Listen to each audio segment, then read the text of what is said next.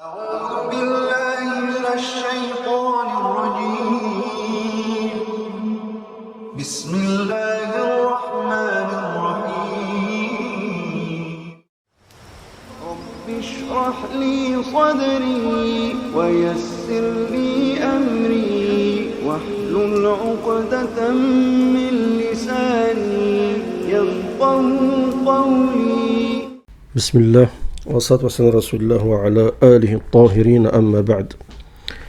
Avant de commencer cette vidéo, comme d'habitude, je vous invite à mettre un j'aime à la vidéo, la partager et vous abonner à la chaîne si vous n'êtes pas encore abonné. Concernant les packs de Ruqya, vous avez encore des packs de livres de Ruqya pour ceux qui désirent se soigner des maux occultes sur le site tyriac.com, tyriac.com. Vous êtes nombreux dans les commentaires à plusieurs reprises à me demander de m'exprimer concernant un personnage qui s'appelle Mohamed Qasim et qui habite au Pakistan.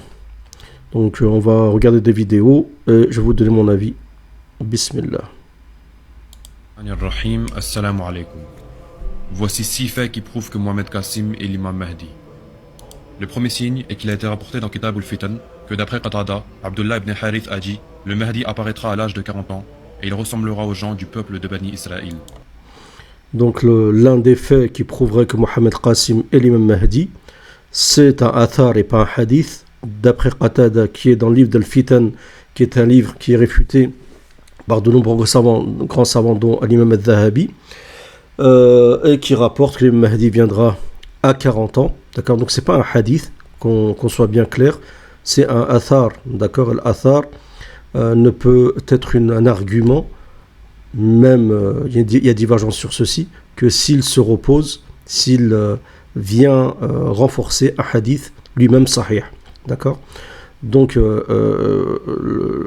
et l'imam Mahdi ressemblera au Bani Israël, donc en admettant que ce soit vrai, ressemblera au Bani Israël soit dans la forme physique, d'accord, ou soit peut-être dans la façon peut-être d'agir au niveau peut-être de l'intelligence, de la stratégie, ainsi de suite. La stratégie de Bani Israël, on la voit clairement aujourd'hui.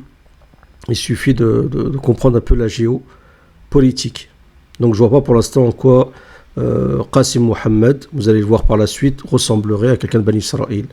Et sachant qu'aujourd'hui, il est né en 76, et sachant qu'aujourd'hui, il a 47 ans, mais il se base sur le fait que ses rêves ont commencé à apparaître à l'âge de 40 ans. Et en 2014, lorsque Qasim a commencé à partager ses rêves, il était aussi âgé de 40 ans. Fait numéro 2. Les hadiths rapportent que le nom du Mahdi sera comme le nom du prophète Muhammad sallallahu alayhi wa sallam. Et le nom de son père sera aussi comme celui du père du prophète Muhammad sallallahu alayhi wa sallam. C'est-à-dire qu'il devrait s'appeler Muhammad ibn Abdullah. Ici, le nom complet de Qasim est Muhammad Qasim ibn Abdul Karim. Donc là, il a fait un mix entre deux concepts qu'on trouve sur...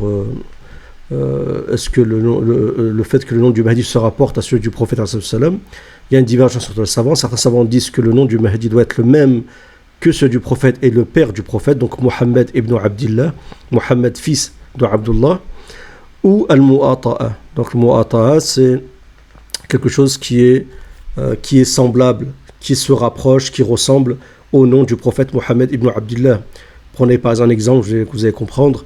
Si quelqu'un s'appelle Mehmet ibn Abdul Qadir, et bien ici on est dans le Muwata'a. Pourquoi ? Parce que Mehmet c'est la forme turque de Mohammed et Abdul Qadir c'est équivalent à Abdullah. D'accord ? Parce qu'Allah Azza wa Jal a de nombreux noms. Ça c'est un exemple de Muwata'a. D'accord ? Et là il a fait un mix entre les deux. Donc Mohammed est comme le prénom du prophète et Abdul Karim qui est le père de Mohamed Qasim, d'accord, et bien sera un nom qui serait semblable, et là on est dans le mot Atta, donc il a fait un mix entre les deux. Mohamed Qasim ibn Abdul Karim. Il est important de noter que parmi les noms du prophète Muhammad sallallahu alayhi wa sallam, il y a aussi le nom Qasim, mais qui a été interdit d'utiliser. Et pour ce qui est du nom du père, Abdullah et Abdul Karim sont tous les deux des noms d'Allah, car Allah peut aussi être appelé par le nom Al-Karim, et tous les deux signifient esclave d'Allah. Et pour finir, Qasim est bel et bien de la descendance du prophète Muhammad sallallahu alayhi wa sallam. Alors le fait que Qasim est de la descendance du prophète, j'ai vu que lui-même, Mohamed Qasim, dit que c'est son père qui lui a dit ça, d'accord, mais j'ai pas vu de lignée, j'ai pas vu de preuve qui prouvent que Mohamed Qasim, c'est Mohamed Qasim. Normalement, ça devrait être quelque chose de présent à chaque fois, parce que lui, il clame qu'il est l'imam Mahdi, donc la lignée devrait être bien notifiée, on devrait avoir, d'accord, de père en fils, jusqu'à Ali, radiallahu anhu, C'est-à-dire ou Fatima. de Banu Hashim et fait bien partie du clan des Quraysh ou bien Qurayshi. Cet aspect aussi prouve que Qasim est bel et bien le Mahdi. Fait numéro 3. Parmi les hadiths du Mahdi, il est mentionné que lorsqu'il ira à la Mecque, certaines personnes le reconnaîtront. Et cet événement ne prend du sens que si le Mahdi sera déjà quelqu'un de très connu. Dans les rêves secrets de Qasim, Alors que donc l'imam Mahdi doit être obligatoirement quelqu'un de connu pour qu'à la Mecque on lui prête allégeance. Ça aussi, c'est discutable parce que il peut être connu que des initiés, que des personnes qui sont, comment dire, ceux qui vont participer à l'épopée de l'imam Mahdi. Hein. L'épopée de l'imam Mahdi, au début, elle commence avec très peu de personnes. Ça a toujours été comme ça. Bada l'islam au gharib, au sayyarud au gharib. L'islam a commencé étranger, il redeviendra étranger. Et au début, l'imam Mahdi, il refusera, comme vous le savez, l'allégeance, mais on le forcera sûrement par le biais des armes. Donc les gens qui vont le forcer sont des gens qui le connaissent, ils ont dû le chercher, ou ils ont une idée, ainsi de suite. D'accord ? Donc c'est vraiment quelque chose de restreint. on apprend qu'il sera nommé chef du Pakistan par le peuple pakistanais lui-même pour diriger le pays. Et lorsque les guerres commenceront dans le monde entier, alors il ira à la Mecque et c'est alors que les gens lui demanderont de les sortir des ténèbres. Et ces événements secrets ressemblent exclusivement au récit du Mahdi. Fait numéro 4. On trouve dans les hadiths du Mahdi que les étendards noirs ou les drapeaux noirs se lèveront de l'Est. Mais dans ce hadith, c'est le mot tatlu'u qui a été utilisé pour décrire l'ascension des drapeaux.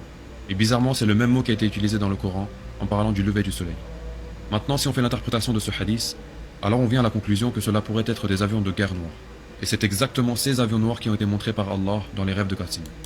Donc les rayats Soud qui apparaîtront de l'Est, qui seront ces bannières, non pas ennemies, parce qu'il y a des bannières ennemies qui proviennent du Khorasan, et vous avez les bannières amies qui seront aux côtés du l'imam Mahdi, qui sont aussi des bannières noires. Donc les rayats, c'est connu, c'est des étendards de guerre, c'est pas des avions de chasse, d'accord ? Et c'est avec ces avions noirs que nous combattrons l'ennemi et que nous libérerons la Palestine. Fin numéro 5. Les savants rejettent les... Donc déjà, c'est avec ces avions qu'on libérera la Palestine. Le premier objectif de l'épopée de l'imam Mahdi, c'est pas la Palestine. D'accord, la Palestine, et ça arrive que avant l'approche de l'imam de Isa alayhi salam, et ensuite avec Isa alayhi salam qui va commencer à combattre les Yahoud, comme c'est dans le hadith. Je crois que c'est un hadith de Bukhari, je me trompe pas. Mais il n'y a pas de la première étape, c'est la péninsule arabique. Il n'y a pas de question de Palestine pour l'instant. Les rêves de Qasim. Ce signe nous avait déjà été annoncé à travers les hadiths du prophète Muhammad sallallahu alayhi wa sallam. Les savants et les imams seront les premiers à s'opposer et à ne pas croire au Mahdi. Mais la raison n'a pas été indiquée. Vous avez vu récemment tous les imams d'internet démentir les rêves de Qasim et le traiter de tous les noms. Et bien sûr, je ne vais pas hésiter à citer leurs noms, comme Mufti Menk, Yasir Qadi, Imran Hussein et bien d'autres. Ces gens-là ne font que montrer leur vraie nature et leur vrai visage, lorsqu'ils adoptent des comportements irrespectueux en utilisant moqueries et insultes. Alors donc tu peux réfuter, dire je suis pas d'accord avec Mohamed Qasim, ainsi de suite. On va pas aller au point de se moquer, de se moquer, à part si vraiment c'est une personne qui mérite. Et des fois il y a des gens qui se font passer pour les Mahdi sur internet. Franchement, malheureusement, c'est des personnes qui sortent d'un hôpital psychiatrique. À part se moquer, tu es obligé de te moquer, d'accord ? Parce que eux-mêmes se moquent en fait de la Ummah. Il faut bien savoir que la question du Mahdi, c'est pas un jeu, c'est quand même le sort de la Ummah à un moment donné, d'accord ? Donc c'est pas... Donc les arguments avancés pour moi par ceux qui a fait la vidéo sont pas vraiment convaincants. On va écouter peut-être. Mis à part cela, un jour je vous dévoilerai l'histoire de Dajjal ainsi que son prénom. Voilà, ça n'a rien à voir, hein, on est dans autre Et chose. je vous expliquerai comment... Donc pour moi, il n'y a rien de convaincant. Il n'y a aucun argument qui prouverait que ce Mohamed Qasim est l'imam Mahdi, d'accord ? Aucun argument, peut-être au début le nom et le nom de son père, ainsi il faudrait prouver qu'il est vraiment d'aligné, ainsi de suite, mais c'est qu'une des caractéristiques, hein, énormément de caractéristiques, il y a des caractéristiques prioritaires très très importantes. Donc si vous avez une vidéo, on le voit, alors on va regarder.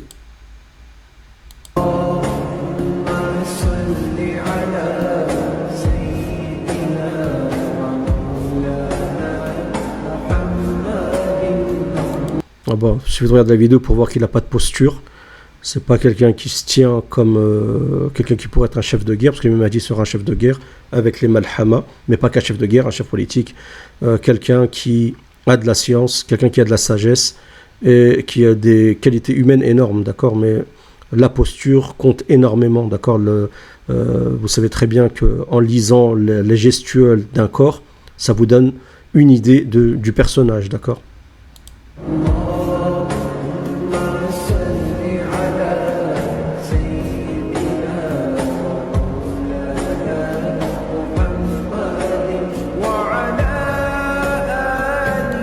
Je vais vous montrer sa tête.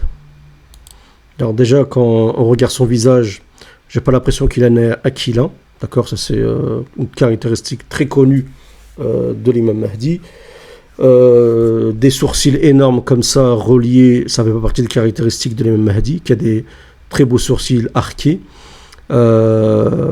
Lui, il n'a pas de barbe, et on essaie de légitimer pourquoi l'imam Mahdi n'aura pas de barbe alors qu'il n'y a aucune façon d'expliquer ceci, d'accord.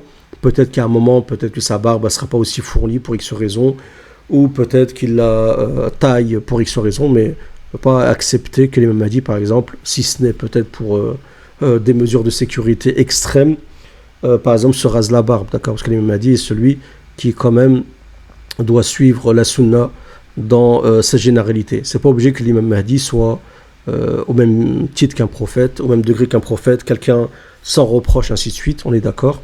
D'accord. Prenez l'exemple par exemple d'un grand savant, grand émir comme Saladin, l'imam Saladin Saladin Ayyubi, qui avait des grandes qualités, qui avait l'étoffe d'un grand chef de guerre, qui est celui qui avait libéré la Palestine. C'était pas un savant, c'était pas un shir, ainsi de suite. Bon, il s'entourait souvent de savants. Il avait des connaissances religieuses, il avait le seuil, d'accord, qui fait de vous un chef, un émir acceptable, d'accord, mais c'était pas voilà. Assalamu alaikum wa rahmatullahi wa barakatuh. Well, to recognize that this guy, Muhammad Qasim, is the real Imam Mahdi. If you believe in what his Je vois pas de grain de beauté apparent. scholars say against him, we are also in lost and felt to be the followers of Imam Mahdi. J'ai pas l'impression qu'il a un front proéminent. Alors, il y en a qui essaient de légitimer le fait qu'il n'aura pas de barbe. Mon fils que voici est un sayyid, comme le prophète Muhammad sallallahu alayhi wa sallam l'a appelé. Un homme qui sortira de sa descendance aura le même nom que votre prophète. Il ressemblera moralement à lui et non physiquement. Il répandra la justice sur terre. Il est bien mentionné que le Mahdi ne ressemblera pas physiquement au prophète Muhammad sallallahu alayhi wa sallam. Alors pourquoi est-ce que vous êtes bloqué sur le fait que Mohamed Qasim n'a pas de barbe? Ce n'est pas la barbe qui définit la personne. Si Qasim voulait tromper le monde, ça ne lui prendrait que quelques jours pour faire pousser sa barbe. Mohamed Qasim possède tous les critères de l'homme tant attendu, l'imam Mahdi. Si pour vous voir Allah et le prophète Muhammad sallallahu alayhi wa sallam dans ses rêves est une petite chose, alors vous êtes certainement ceux dont Allah a fermé les cœurs. Le Mahdi n'a en aucun cas comme condition d'avoir une barbe. Les seules conditions requises sont d'être de la descendance du prophète Muhammad sallallahu alayhi wa sallam, c'est-à-dire être des Quraysh et avoir le même nom que le prophète Muhammad sallallahu alayhi wa sallam. Ensuite, c'est Allah qui choisit qui il veut de par sa miséricorde. Il est mentionné nulle part dans les textes qu'il sera arabe, mais au contraire, il viendra de l'Est. Donc, Alors que le Mahdi vient de l'Est, je vois pas d'où il a tiré ça. D'accord, qu'il ne sera pas arabe, je vois pas d'où il a tiré ça. Il y a plus de chances que l'imam Mahdi soit arabe, vu qu'il descend quand même de la famille du prophète alayhi wassalam. Et le fait qu'il ne ressemble pas physiquement au prophète ne veut pas dire, ça n'explique pas, elle légitime pas le fait qu'il ne doit pas avoir de barbe. Tu peux avoir une barbe et ne pas ressembler au prophète alayhi wassalam. D'accord. Bon, moi personnellement j'ai mon idée, hein, je suis convaincu, mais on essaye d'expliquer la chose. Donc ce qui fait que beaucoup de personnes sont convaincues, en fait la principale argumentation qui consiste à dire qu'il pourrait être l'imam Mahdi, c'est les rêves. Beaucoup de personnes font des rêves, mais il faut savoir que dans le monde, le nombre de personnes qui se réclament être l'imam Mahdi et les gens qui font des rêves qui confirment ceci, d'accord, il y en a plein. Prenez la vidéo de de Khalid al-Maghribi, qui est celui qui parle de l'eschatologie, il est en contact avec des personnes, surtout une personne qui lui dit à chaque fois, il rêve qu'il est le Mahdi, que le prophète lui-même lui dit qu'il est le Mahdi. D'accord? Et malgré ça, le cheikh de Khalid al-Maghribi ne tient pas, n'insiste pas sur le fait, même je crois une fois nié carrément, il disait qu'il pense qu'il n'est pas l'imam al-Mahdi. Donc l'imam Mahdi, c'est pas avoir un nom qui ressemble à celui du prophète uniquement, c'est pas avoir la ressemblance. Si vous savez, par exemple, prenez les endroits dans le monde où vous avez une concentration de la descendance du prophète, salam, je sais pas, par exemple en Tunisie, au Maroc, en Algérie, en Arabie Saoudite, dans les pays du Golfe, en Irak, en Syrie, ainsi de suite.